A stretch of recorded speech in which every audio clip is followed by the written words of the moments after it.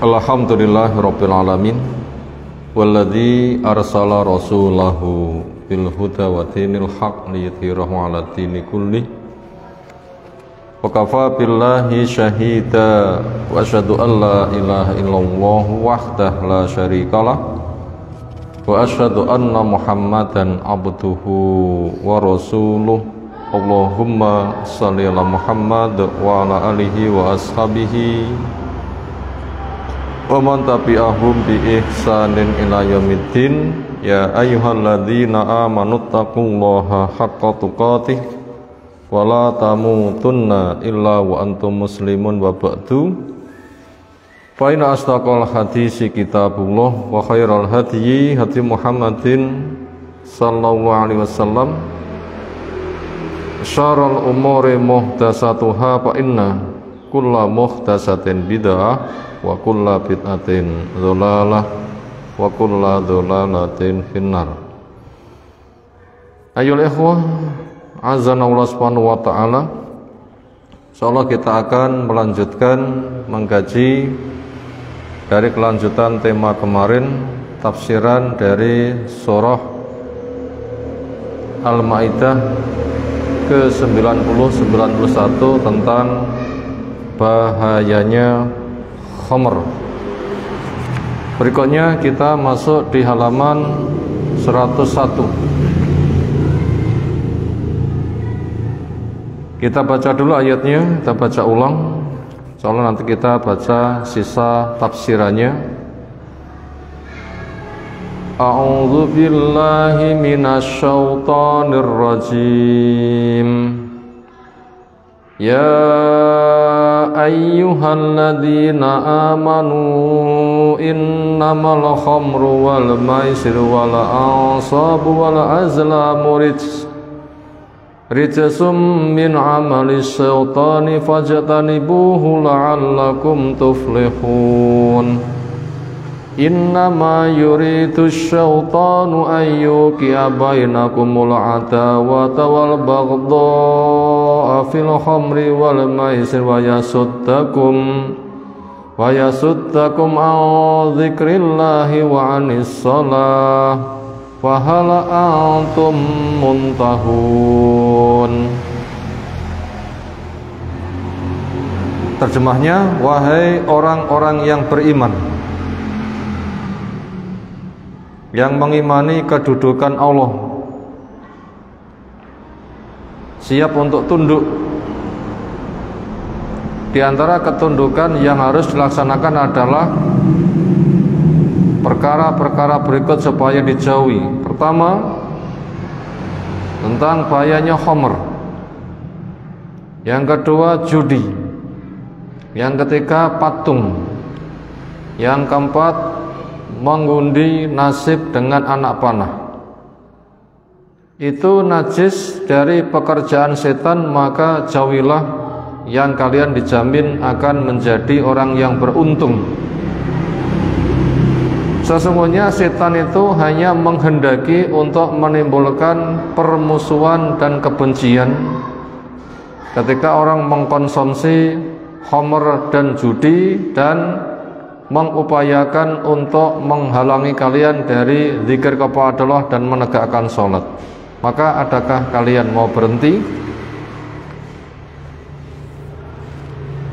Tentang proses pengharaman khamr ada 3 tahap, karena masyarakat sudah begitu kecanduan. Dihentikan sekaligus tidak bisa, berproses soyo-soyo. Pertama dari Al-Baqarah 219. Manfaatnya ada, madaratnya ada, cuma madaratnya lebih gede. Yang bisa mandek ya mandek, yang belum bisa mandek masih terus. Lalu tahapan yang kedua di An-Nisa 43. Buat mereka yang belum bisa mandek, supaya mengadakan pelatihan dan pelatihan terus. Kesimpulannya, yang penting ketika sholat harus sudah tidak mabuk. Paling-paling mereka mabuknya ya ba'da isya. Mabuk semalaman, subuh sudah seger. bata subuh mungkin nggak berani, waktunya kerja. Bata duhur mungkin asar masih mabuk, bata asar mungkin maghrib masih mabuk, bata maghrib mungkin isya juga masih mabuk. Jadi pelatihan yang sangat ketat.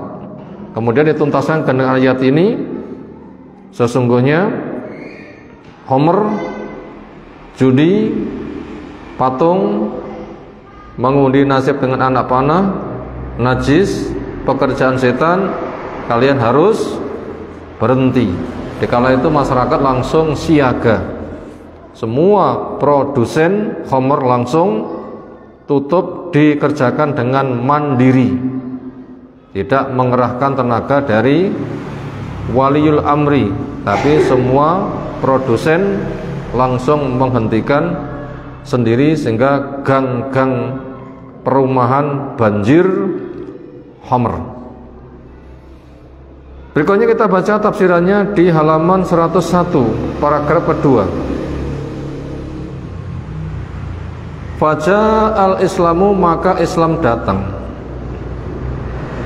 Faharama, mengharamkan. Hadal istiqsam, mengundi nasib dengan anak panah dan berbagai macam jenis undian-undian yang lain, taruhan, aneka ragam macam perjudian. Kama haramas, bagaimana Allah juga mengharamkan ma yu'rafu, apa yang dikenal dengan istilah bi khatir ramli, coret-coret pasir. Itu cuma media saja, ujung-ujungnya untuk undi nasib. Kalau kita mengenal istilah ramalan bintang, melihat bintang, kemudian menunduk, nyoret di pasir, lihat bintang lagi, lalu menyimpulkan begini begitu, itulah ramalan bintang. Ini juga medianya seperti itu. Wa qira'atil anbiya'i, dan mengundi dengan berbagai macam berita-berita yang ada, termasuk kisuk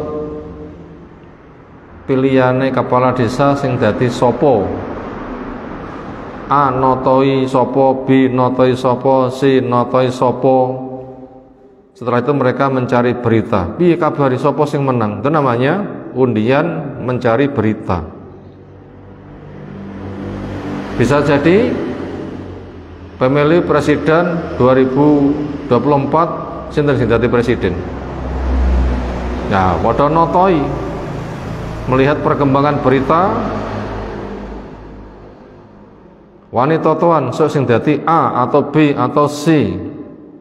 Nah, senada dengan itu, sehingga ketika kalah nopo taruhane. Kadang wong metu kok ngemah wong tok, omah saisine tinggi taruhan, sak lemah sak tepoe metu wong tok. Nggih taruhan wonten ngoten niku. Lha wonten.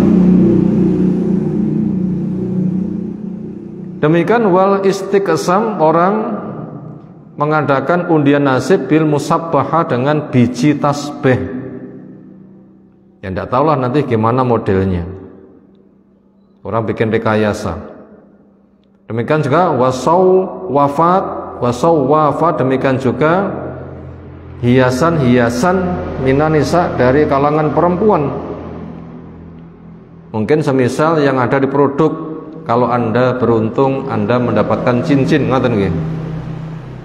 Akhirnya ibu-ibu pada semangat tuku sabun, rabuto sabun malah borong sabun. Mbok menawa engko metu cincin nih, sama saja. Enggak boleh itu, itu termasuk judi. Ya kalau memang semata pancen butuh sabun, pas tinggi sabunan susi tipis, lho apa ki enek ketok bunder-bundere, dong dijipuk jebule ali-ali. Nah niku boleh. Karena itu enggak ikut undian. Tapi semata tuku, ternyata enek, itu anggap saja hadiah dari pabrik. Tapi ketika diinfokan, dipromosikan gencar, kalau Anda beruntung Anda akan mendapatkan ini itu, nggak butuh malah serbu borong. Akhirnya ra butuh sabun apa enggak sabunan ae bentang metu. Siji ra entuk, loro ra entuk, telu ra entuk, dan seterusnya. Ya sama saja seperti itu. Ila ghairi dzalika, kepada yang lain-lain, min anwa'id dhalalati, dari macam-macam penyesatan.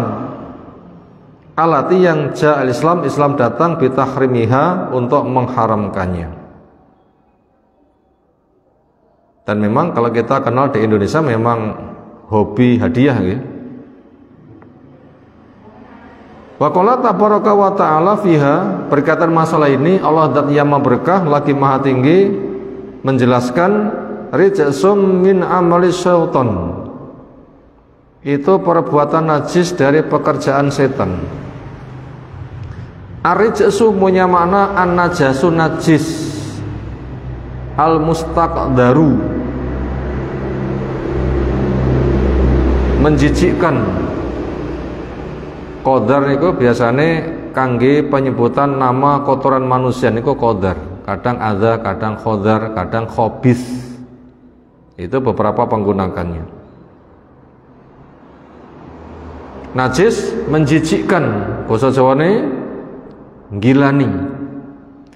Khisan dalam bentuk benda najis, au makna, atau memananya najis. Najis dalam bentuk bendanya najis, atau benda itu secara nilai hukum dihukumi najis, walaupun ketika menimpa ke kulit itu tidak harus dicuci. Wal muharramatu, dan perkara yang diharamkan, kulluha semuanya, khabisatun, itu keji. Wa illam takun, walaupun tidaklah ada dia, itu mustaqdaratun, barang yang menjijikkan. Pokoknya jenis pun haram itu namanya keji, walaupun bendanya dipegang tidak najis. Itu nilai hukum yang dikandung.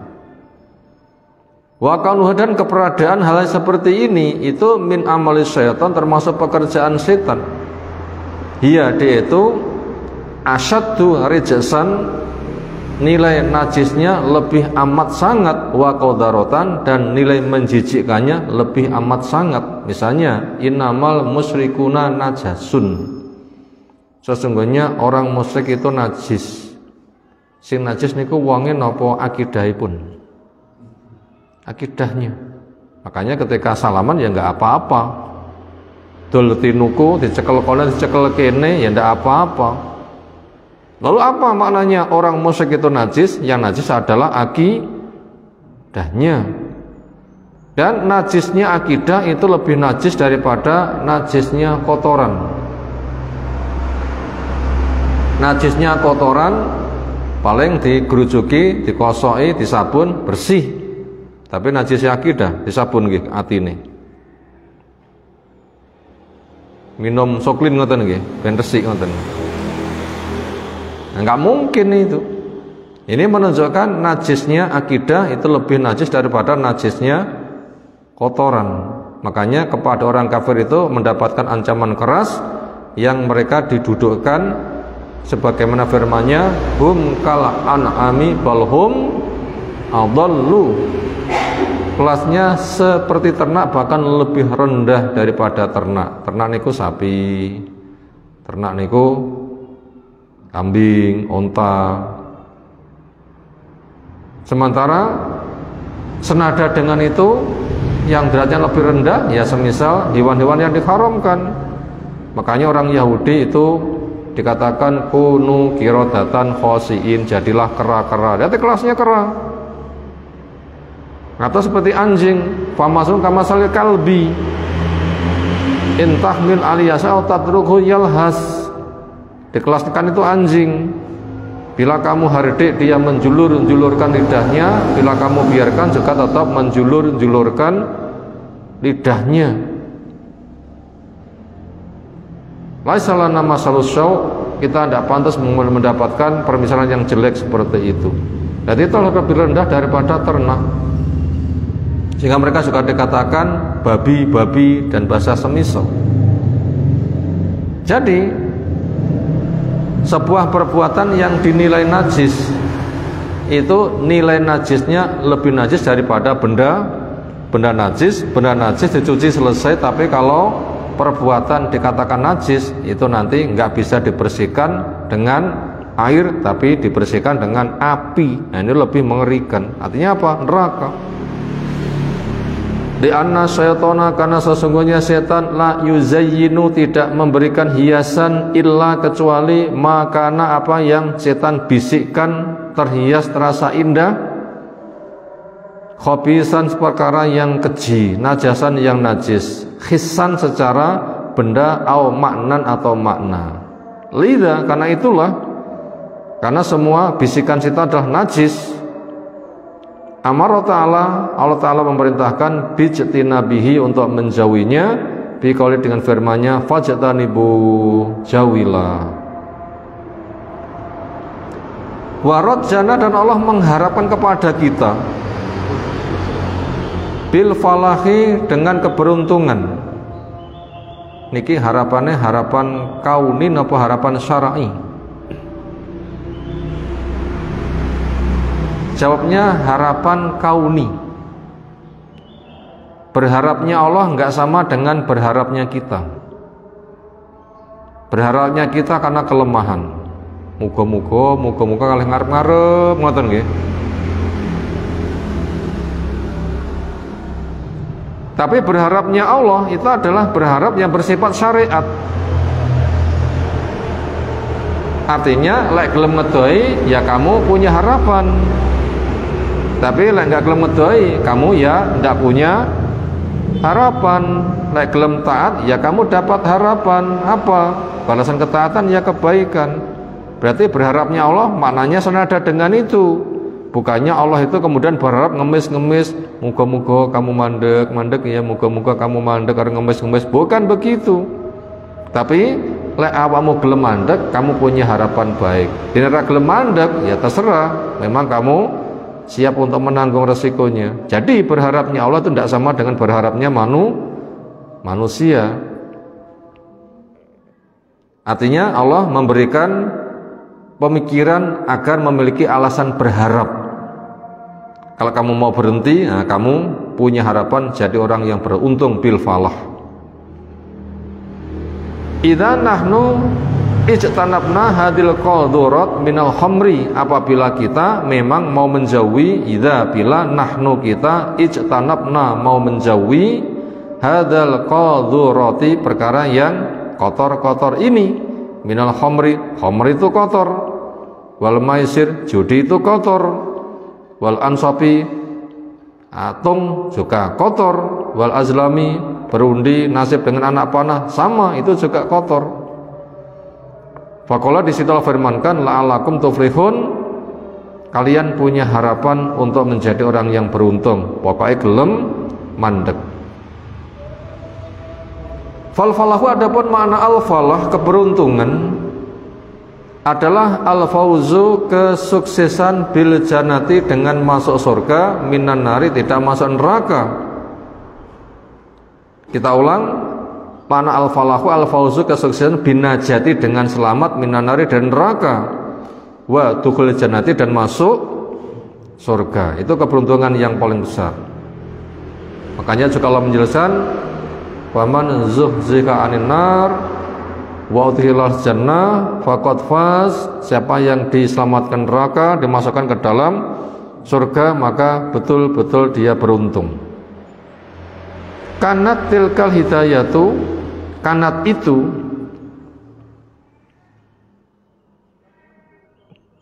kanat tilka hidayatul ayati al-ula, kanat tilka hidayatal ayati al-ula.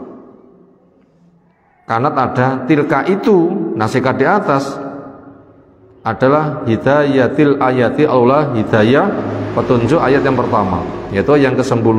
Jadi yang telah kita pelajari itu adalah faidah yang dikandung di dalam ayat yang ke-90, karena dua ayat, yang pertama 90, yang kedua 91. Wa amal ayatu asaniyatu, adapun ayat yang kedua, wahya dan dia qaulu ta'ala innama yuridu syaitan ayyuqi'a bainakumul adawata wal baghdha'a fil khamri wal maisir wa yasuddakum an dzikrillahi wa anis shalah fal antum muntahun. Sesungguhnya setan menginginkan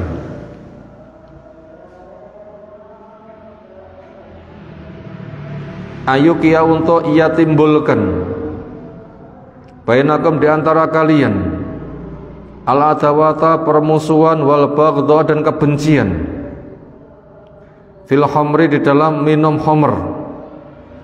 Makanya alami wong sing minum khamr itu bukan alami wong tenang dan rukun, tapi alami wong sing ada rasa kebencian dan permusuhan.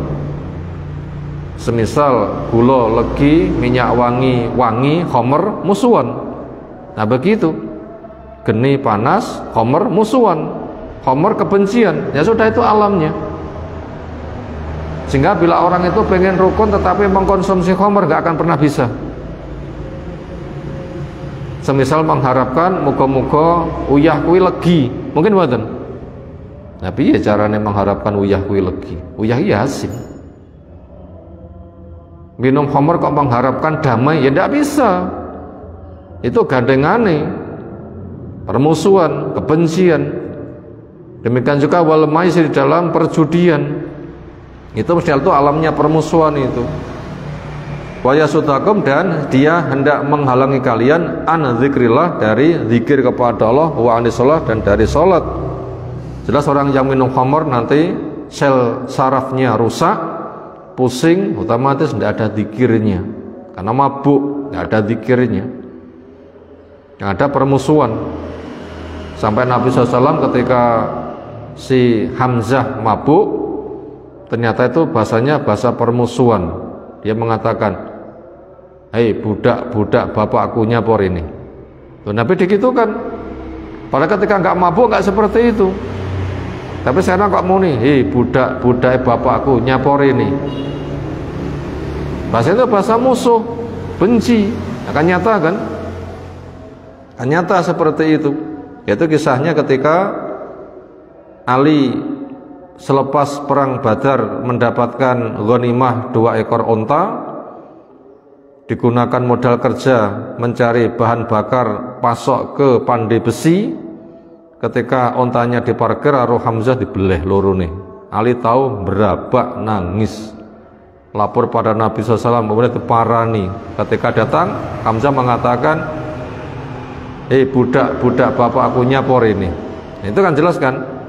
Itu bahasa kebencian, bahasa permusuhan, dan memakan korban. Kenapa? Ya ngono kuwi, lek geni iki panas ya ngono kuwi, khamr ya ngono kuwi, itu alamnya. Dan akan terhalangi zikirnya kepada Allah, dan juga terhalangi dari sholat. Allah mengatakan, fahal antum muntahun, maka apakah kalian mau berhenti? Faqad akhbarana ta'ala, maka di sini sungguh Allah Ta'ala menghabarkan an illati tasyinis syaitan, dari alasan, dari hiasan-hiasannya setan, lirijsi, terhadap perkara yang najis. Namanya hiasan itu penampilan baik tetapi aslinya tidak baik.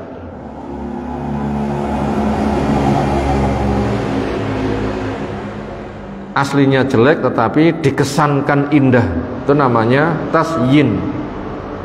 Khamr jelas jelek, judi jelas jelek, patung jelas jelek, mengundi nasib jelas jelek. Tapi kenapa mereka kok semangat sedemikian rupa?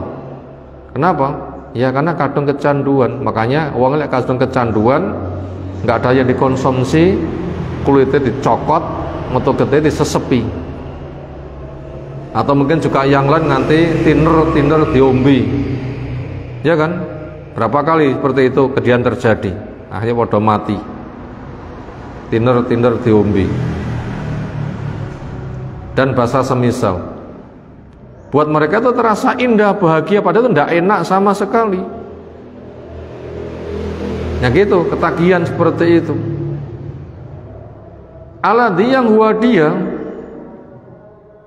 hiasan setan jelek terasa indah, majmu'ul muharramat, dikumpulkannya barang-barang yang diharamkan, al-arba'i yang 4, itu semuanya jelek tetapi dikesankan indah. Wana sungguhnya barang yang diharamkan itu iqaul adawati, akan menimbulkan permusuhan, wal baghdai, dan kebencian bainana di antara umat, wasaduna, dan menghalangi kita an dzikrillah, dari zikir kepada Allah, wa anis shalah. Memang sarafnya sudah rusak, mabuk, gimana bisa zikir, bagaimana bisa sholat? Padahal kita tahu zikir itu adalah bagaikan air buat kehidupan ikan. Ikan gak ada airnya gimana? Mati. Dan sholat itu zikir yang paling besar. Nah ini bahaya sekali kalau begitu. Itu resiko dari khamr. Jadi intisari kehidupan itu dimusnahkan. Apa? Zikir.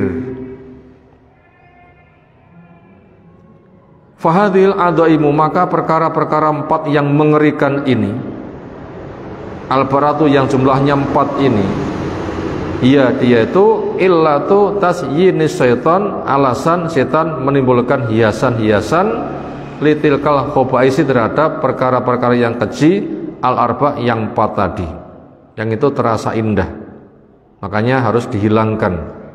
Bila sudah kadang kecanduan, elek gak romongso elek, tapi malah bangga.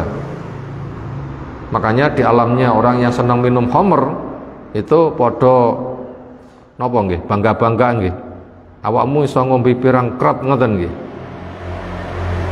Lek romongso paling akeh di romongso menang, bangga.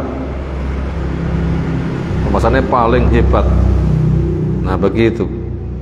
Termasuk pecandu rokok juga ngoten nggih. Awakmu sedina entek pira? Setengah pak. Awakmu sak pak, awakmu rong pak. Oh, aku 5 pak entek. Bangga ngoten nggih. Ya gitulah, jelek terhias indah. Ternyata yang dibanggakan itu adalah kejelekan. Pada khamr, wal maisir, pada judi, wal ansab, pada patung, wal azlam, dan mengundi nasib dengan nanah panah. Ala ketahuilah, falan na'rif, hendaklah kita mengenal, mengetahui hadza, permasalahan ini, ayyul qari al-karim, wahai pembaca yang diberi kemuliaan. Wal nul'in, supaya kita melaknat, atau walin nul'ina, supaya kita melaknat. Yang awal walin na'rifa, supaya kita mau mengenal akan bahaya ini, wahai pembaca yang diberi kemuliaan, dan supaya kita melaknat asyaitona, kepada setan. Wa nuhiba, dan supaya kita menggagalkan setan. Yang dimaksud dengan melaknat setan itu bukannya mengatakan setan kurang ajar, moga-moga setan hancur, bukan, tetapi cara melaknatnya dengan cara menggagalkan bisikannya. Fitawati, di mana dia mengajak, bijtinabina, dengan penjauhan kita atam yang sempurna, lil khamri, terhadap khamr. Jadi kita laknat setan, kita gagalkan ajakannya dengan cara kita menjauhi, dengan upaya menjauhi yang sempurna agar kita jauh dari lil khamri khamr, fala nasrabuha, supaya kita tidak meminumnya, wala nuntijua, kita tidak memproduknya, wala nabiuha, dan juga kita tidak menjualnya. Makanya toko-toko kita ya pun ngantos dagangannya pun nopo, barang sing kelasnya nopo, khamr. Tasih kathah mboten, supermarket didondol nopo, khamr. Ya kayaknya sulit untuk bisa dipisah. Yang mana itu ya ndak tahu. Makanya pengusaha muslim ndak boleh jualannya seperti itu, termasuk nggak boleh jualan rokok, karena pada rokok pun juga penyedap rasa yang biasa diberi nama saus pun juga itu khamr juga, yang dikenal dengan nama arak Cina, tapi kadang disebut dengan bahasa saus. Disebutkan kata saus ini kata bakso ngoten nggih. Nanti saus ngoten nggih. Padahal dimaksud dengan saus itu adalah penyedap rasa itu bahannya khamr. Makanya dijual tidak boleh. Maka bila kita punya usaha bakulan, jangan sampai jualan seperti itu. Makanya nek wong teko ngapunten gudang garamipun ngapunten mboten adol ngoten niku. Nggak boleh jualan seperti itu. Ini untuk menggagalkan setan. Bukan semata kita tidak minum, bukan semata kita tidak memproduk. Demikian juga kita juga harus tidak menjadikan barang dagangan kita. Tidak boleh yang seperti itu. Demikian juga walil maisir terhadap judi. Falan nal'abu, kita nggak boleh bermain judi. Wa ayan kana alatu, apapun alat judi. Nardan semisal kayak bola sodok. Napa? Mana ingkalin tuh? Biliar, arambol atau yang semisalnya. Itu ada perjudiannya itu. Demikian juga wasit, ronjan, catur. Demikian juga ka'aban, dadu, otok nggih. Ka'bah niku barang sing kotak, Ka'bah niku barang sing kotak. Otok niku lho nggih. Au gharoha, atau yang lain-lain kal kairom. Saya belum tahu ini kairom itu seperti apa. Tapi ya semisal saja. Masing-masing daerah itu memiliki nama dewi-dewi yang kita belum tentu tahu. Demikian juga wadomino. Termasuk permainan kartu, nopo goplak, nopo remi dan semisal. Kadang wonten pos-pos kampling ben saged gayeng, boten sebatas musik ndelok TV, tapi nggih napa? Permainan niku, goplak, remi, mengke sing kalah dikudungi napa niku? Marang. Kalah loro, marang loro, kalah telu, marang telu, atau yang gimana? Alasannya ben iso lelekan, iso jogo. Ya mestinya enggak seperti itu. Sahabat Nabi kalau punya tugas jaga niku kanca melake napa? Salat. Napa kanca melake? Salat. Ini menawi kita tingali pos kampling goteng kita sami napa kanca jagane? Kopi, musik, rokok, main kartu. Ya sudah. Ya seperti itu. Maka kemarin ada isu akhirnya digerakkan kampling nih kok nembe marak ya. Akhirnya supaya jamaah itu tidak terdaftar pada mereka, akhirnya ada ide kita mengadakan pos kampling dewi. Markasnya nek masjid. Nah begitu. Sehingga kegiatannya apa? Ya kegiatannya maca Quran, sholat, kan begitu kan. Harapannya nanti mereka ben pamit. Awam ke jadwal, ngapunten, kula pun ke jadwal wonten pos mriku nek ngendi nek masjid. Sehingga supaya bebas dari yang seperti itu. Nah begitu. Sehingga fungsinya sudah semisal sama-sama melek, jaga lingkungan, iso kolingan kono kene, padha-padha meleke. Tetapi di situ ternyata suasananya beda. Gitulah para sahabat itu ketika ada yang tugas jaga, mereka mengisinya dengan sholat. Lihat di Sahih Bukhari Kitabul Maghazi kalau tidak salah itu ada tugas jaga, sholat, panah, kena mak jeleb, hanya dicabut saja. Ia lanjutkan sholat. Lama-lama kena beberapa ulang baru roboh, darah mengalir. Ya nyapa kok menengai? Ya iman-iman. Laku khusuk di dalam sholat masuk digagal nih. Sampai seperti itu. Nah begitulah mereka. Wa ghari dan juga yang lain-lain. Di mana al-kullu semua macam contoh-contoh di atas. Sejak bola sodok, biliar, catur, dadu, remi, goplak, domino dan macam-macam. Mimma haramallah, termasuk perkara yang Allah mengharamkan jalla jalaluh wa azuma, dan maha agung sultanuhu kekuasaannya. Tapi dalika dengan itu, dengan kita jauhi, nanju kita mengharapkan selamat min fitnatis syaitan, dari fitnahnya setan. Fatadumu mahabbatuna, maka supaya kekal kecintaan kita liba'dina terhadap sebagian yang lain. Bila perangkap setan kita bisa menjauhi, kasih sayang kita sesama muslim nanti akan dijaga, bukan konco dadi musuh. Demikian juga wali una, pemimpin kita, pemerintah kita, wala nafturu, dan supaya kita tidak futur, tidak mandek, zakirina lillahi, untuk berzikir kepada Allah, muqimina shalah, menegakkan salat, alati yang hiya, salat itu amudu dirina, pilar penyangga agama kita, wa markazu kuwatina, dan pusat kekuatan kita, wa manaratu hidayatina, dan menara hidayah kita, dipancangkan tinggi-tinggi bercahaya, itu menara yang menunjukkan kita punya nilai eksis.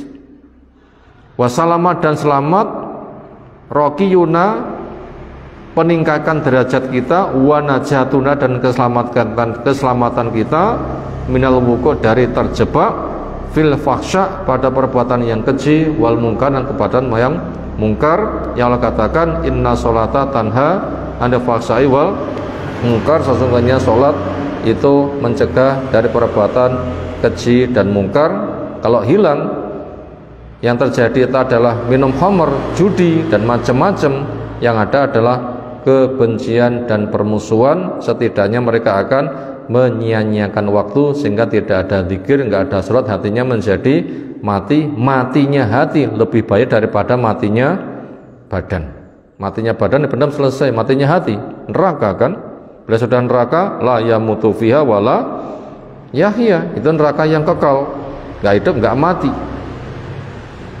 Wal nadhkur, marilah kita ingat, ma khatamallahu ta'ala, apa yang Allah Ta'ala memberikan penutupan bihi, pada pembahasan ini, hada tauji, akan aran yang ia berikan, al-ilahi, yang bersifat aran ketuhanan, lana, untuk kita, bahwa maka bentuknya itu adalah qauluhu fahal antum muntahun. Allah menutup dengan firman-Nya, apakah kamu mau berhenti? Linakula, supaya kita menjawab, intahaina robbana, ya Allah kami berhenti. Kama qolahas, bagaimana mengatakannya Umar radhiyallahu anhu, lama yakul, ketika Umar berdoa ketika proses pengharaman khamr,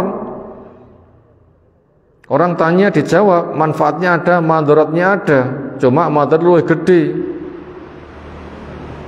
Maka Umar diantaranya berdoa, Allahumma bayyin lana fil khamri syafiyan, ya Allah jelaskan kepada kami berkaitan masalah khamr yang itu bisa mengobati, penjelasan yang bisa mengobati. Ternyata tahap yang kedua juga belum terobati. Baru ketika turun yang ketiga, hatta idza nazalat hadil ayatu, ketika ayat yang ketiga ini turun, ya Allah firmankan dengan fal antum muntahun, belum mandek toh. Faqala Umar mengatakan, intahaina robbana, ya Allah, ya kami betul-betul berhenti. Wa nahnu naqul, kita pun juga mengatakan, la nuqarifu hadil khaba'isa, la nuqarifu, kita tidak melakukan hadil khaba'isa, perbuatan keji ini. Walau nardo, kita juga tidak ridho biha, dengan perbuatan keji ini. Fasabitna robbana, ya Allah Rabb kami, kokohkan pendirian kami. Fa innaka waliyun, adalah wali kami. Wa waliyun wala waliyalana siwaka, enggak ada wali buat kami selain engkau. Walakal hamdu, milikmu pujian, alama aulaita, terhadap apa yang kau berikan perwalian. Walakas syukru, untuk kesyukuran, alama terhadap apa yang kau berikan. Wassalamun ala bid'a sholihin, semoga salam kau curahkan pada hambamu yang soleh.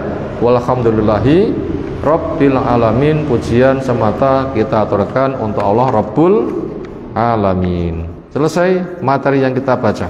Berikutnya kita masuk rangkuman dari apa yang telah kita baca tadi. Satu judul kita kaji 2 pertemuan. Pelajaran pertama, 4 terobosan setan atau 4 langkah setan untuk membuat kerusakan. 4 langkah setan untuk membuat kerusakan.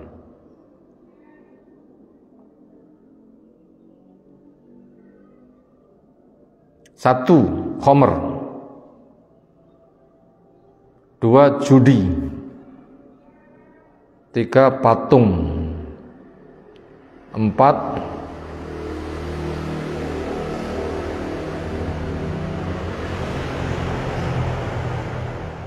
Taruhan.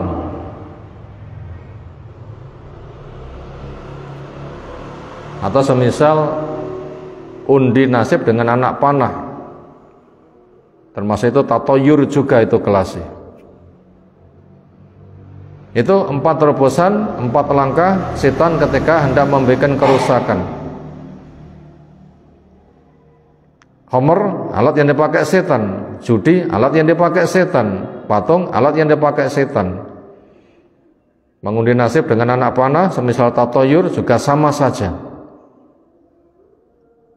Bahkan yang paling membahayakan dari itu semua adalah khamr yang dikatakan ummul khobais, induknya perbuatan keji. Sebagaimana sudah kita kisahkan kemarin, ada ahli ibadah gak bisa difitnah, akhirnya dengan khamr dia juga KO karena disiasati. Ada perempuan datang mengatasnamakan ibunya butuh pertolongan, tolonglah engkau datang ke rumah, bagaimana kami menyelesaikan masalah ini. Ya, jiwa sosialnya terpanggil. Ketika datang ke rumah, ternyata diajak masuk, katanya ibunya di ruang sana, setiap masuk kunci, masuk kunci, masuk kunci, sehingga masuk kerangkeng yang nggak bisa keluar. Ketika sudah sampai di sana, ternyata dia dipermainkan. Ujung-ujungnya dia dijebak untuk berbuat salah, diajak zina. Kalau tidak mau nanti akan teriak-teriak, orang masih akan percaya. Buktinya kamu di sini, di rumah saya, kamu sudah masuk. Kalau kamu nggak mau zina, bunuh anak itu. Kalau nggak mau juga, itu minum khamr. Kalau kamu nggak mau, saya akan teriak. Akhirnya dia terpaksa memilih yang paling ringan. Minum khamr, nggak membunuh, nggak zina. Tapi apa yang terjadi? Begitu minum khamr, akhirnya terjadi perzinaan, khawatir tahu, saksinya dibunuh, kan gitu kan? Itu namanya khamr merupakan umul khobais, induknya perbuatan keji. Itulah setan menjebak.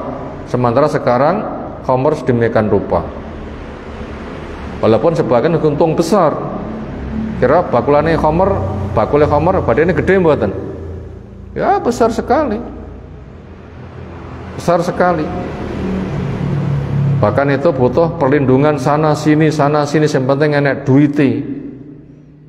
Yang kadang amanat dari masyarakat ternyata digunakan untuk mengeruk kekayaan sendiri, yang dijaga aman, bukannya yang hak dibela, yang batil dihukumi, tetapi sopo sing metu duite itu yang dijamin aman.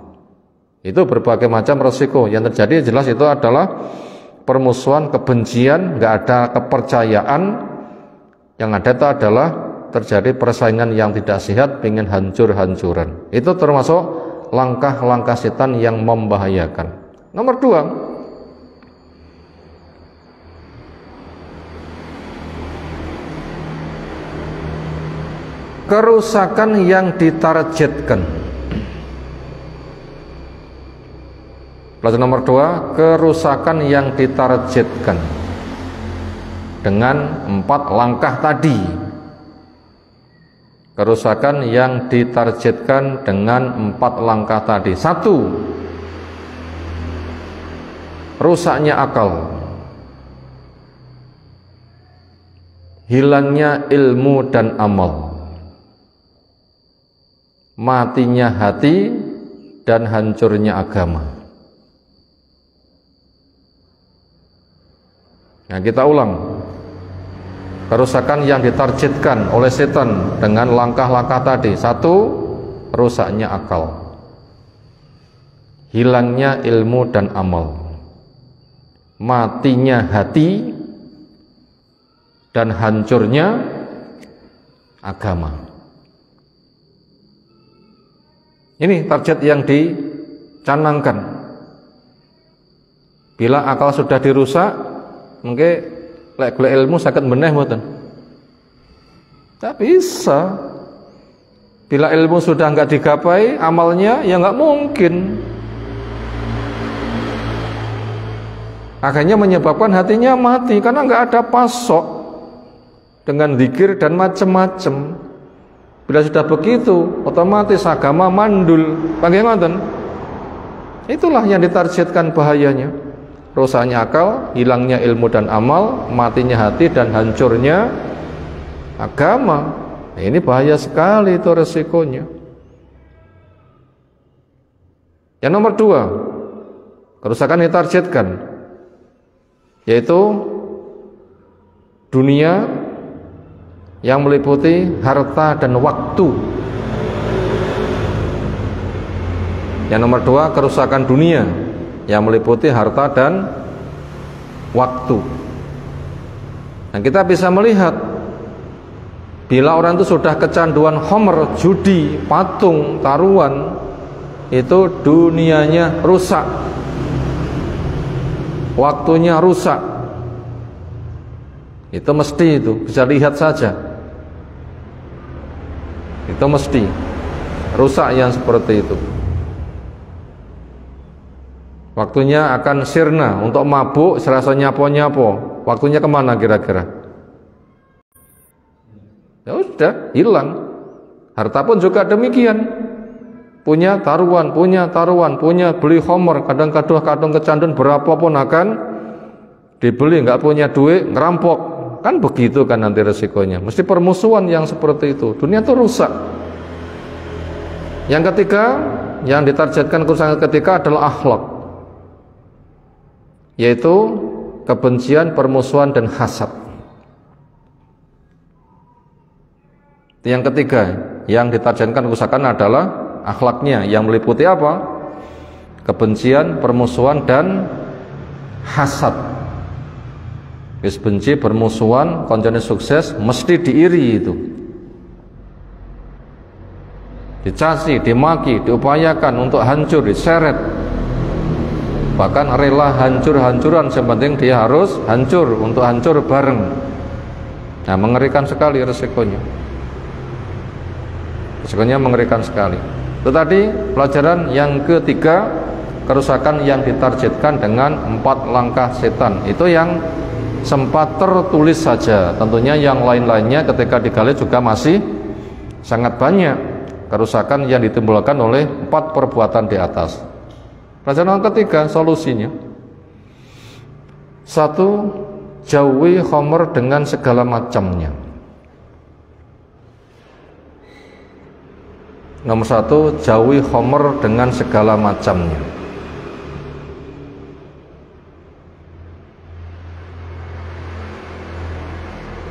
Kalau pengen mandek, pengen bahagia, ya jauhi khamr dengan segala macamnya. Otomatis juga jauhi judi, jauhi berhala, jauhi taruhan nasib, sama nanti kelasnya. Disebutkan 1 sebagai pemimpinnya, 4 langkah tadi juga dijauhi semuanya. Jauhi khamr dengan segala macamnya. Apapun merek khamr, jauhi semuanya. Sampai rokok pun juga demikian. Nomor 2, supaya banyak sedekah. Nomor 2, banyak sedekah.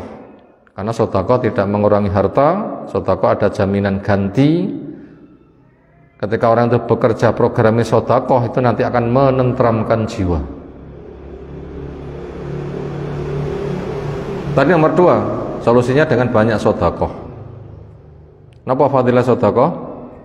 Enggak mengurangi harta, dijamin ganti, menenteramkan jiwa.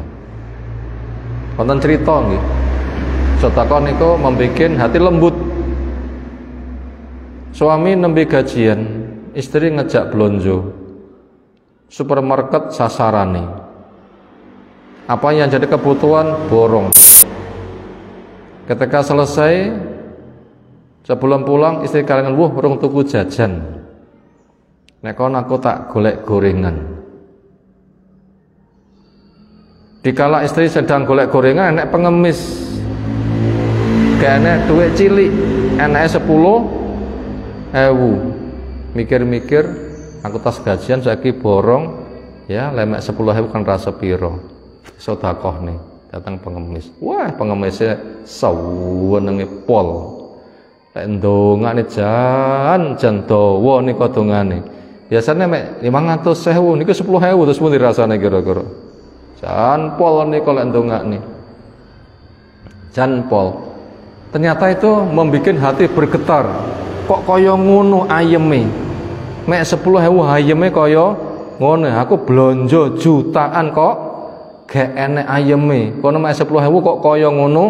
Ayame lek ndonga kok kaya ngono. Itu bisa membuat ternyuh, hatinya lembut. Dan bahagia dengan didoakan lebih bahagia daripada panen puluhan juta. Buktinya dia gajian jutaan ternyata tidak ada bahagia, dengan ditungaan itu menyentuh hati, terenyuh malih nangis. Rasa sayang kepada orang miskin semakin kuat. Tapi sayang begitu istri teko, "Nyapa Mas, kok nangis?" "Aku terenyuh karo pengemis." Pantes diwae 500 utawa 1000, gak enek duit pecah, nek 10.000 tak wehne. Wow, suamine bar nangis digombrang karo bojone. Piyo di 10.000 lho 500 marme pol. Oh nganti 10.000 tok wehne ya digombrang dikudang entek-entekan iki kalau nggih. Tiyang asem mboten wonten tukang ngudang nggih. Alhamdulillah mboten wonten. Ternyata duit akeh itu enggak membahagiakan. Contohnya ya kisahnya istri tadi. Ternyata dengan sedekah dongane kaya ngono itu malah menenteramkan jiwa. Ini pendorong kepada kita. Makanya banyak-banyaklah apa? Sedekah itu tidak mengurangi harta, dijamin ganti menenteramkan jiwa. Sementara orang minum khamr itu kan maunya kan ketentraman jiwa kan ya. Tapi gak bakal ketemu dengan khamr. Yang ada permusuhan, kebencian dan hasad, hancur-hancuran. Tidak ada zikir, gak ada sholat, hancur dunia akhirat. Terus solusi yang ketiga, murnikan akidah tauhid dan tegakkan sholat. Ini solusi ketiga, murnikan akidah tauhid dan tegakkan sholat. Ini kunci ini. Ini kunci. Bab tanpa ini orang itu tidak ada apa-apanya. Maka murnikan akidah tauhid dan tegakkan sholat. Maka majelis ilmu harus dimakmurkan. Ini bila kita ingin menenteramkan jiwa kita, bukan dengan homer, bukan dengan yang macam-macam, tapi duduk di majelis ilmu. Yang pesan Nabi SAW, majtama qaumun fi baitin min buyutillah yatluna ayatillahi wa yatadar bainahum illa nazalat alimus sakinah wa ghasyiyatuhum ar-rahmah wa hafathumul malaika wa dzakarallahu fiman indah. Ketika suatu kaum membuat acara ngumpul-ngumpul di masjid, termasuk kita kali ini insyaallah, untuk apa? Membaca ayat Allah, saling belajar. Allah turunkan sakinah, ketentraman. Kita sami ayam napa susah? Susah nggih. Wonten sing berabak nggih. Mesam-mesam sing wonten. Biayane mesam-mesam kita sami pinten niki wau? Enggak ada biayanya. Sudah cukup menenteramkan jiwa. Inilah ketentraman kita. Duduk di majelis ilmu. Untuk apa? Mengenal Allah, mengenal agama. Bisa bertauhid, bisa salat, bisa zikir, bisa menghamba. Bocah punya alasan masa depan yang cerah. Nah begitu. Solusi yang keempat, pupuk tawakal dengan kerja sistem burung. Pupuk tawakal dengan kerja sistem burung. Pupuk tawakal dengan kerja sistem burung. Terus pun di burung sistem kerja nih. Isuk budal watang luwe, yakin rezeki didapatkan, sore pulang sudah dapat rezeki. Semalaman bisa istirahat, sesuk ya sesuk, dipikir sesuk, karena hidup itu hanya sehari. Lek hari ini sukses, sesuk lebih mudah mengulang kesuksesan. Apabila orang itu nggak memikirkan hidup itu hanya sehari, sok piye ora iso turu. Nggih mboten? Sok piye ora iso turu. Lah sing nglamar aku rong ndek penggawean, aku sok dingone opo? Lek nganti metu anak-anake nyekolane biayane opo? Lha dheke dhewe kendaraane pedah ge elek kok ndadak nglamar aku. Ora tak tampoi wong ganteng, tak tampi ra duwe apa-apa, malah bingung nggih. Malah bingung ngoten niku. Dan seterusnya. Napa? Ora tak tampa wonge kok ganteng. Ya memang lanang dan ganteng napa ayu lho nggih. Kok ngecap nggih mboten ya pancen lanang niku napa? Ganteng lah begitu. Makanya kita berpikir kayak tawakalnya burung. Apa? Berpikir hanya sehari. Sukses hari ini. Hari ini sukses, besok meningkatkan kesuksesan itu lebih mudah. Malam bisa istirahat. Bapak, apabila kita nggak sukses hari ini, malam nggak bisa istirahat, besok loyo. Nanti akan mundur nanti jadinya. Makanya begitu caranya. Pupuk tawakal sebagaimana sistem kerja burung. Seolah apabila kita bisa seperti itu baik, dan itu memang dari resep Nabi SAW. Idza tawakkaltum haqqa tawakkulihi la razaqtukum kama arzuku at-tayra taghdu khimasan wa taruhu bitonan au kama qala Nabi sallallahu alaihi wasallam. Bila tawakalmu kayak tawakale burung, apa? Punya program kerja keras, optimis, esuk budal, sore entuk, malam bisa istirahat, bukan pengangguran lagi, kerja. Ini saya akan berikan rezeki kepada kamu sebagaimana kami beri rezeki kepada burung, pagi berangkat perut kosong, sore pulang sudah penuh, malam bisa istirahat, besok berkarya lebih meningkat. Demikian yang kita kaji sore hari ini. Insyaallah pembahasan berikutnya kita kaji menyusul. Semoga Allah berikan ilmu bermanfaat untuk kita semuanya. Subhanakallahumma bihamdika asyhadu an la ilaha illa anta astaghfiruka wa atubu ilaik. Assalamualaikum warahmatullahi wabarakatuh.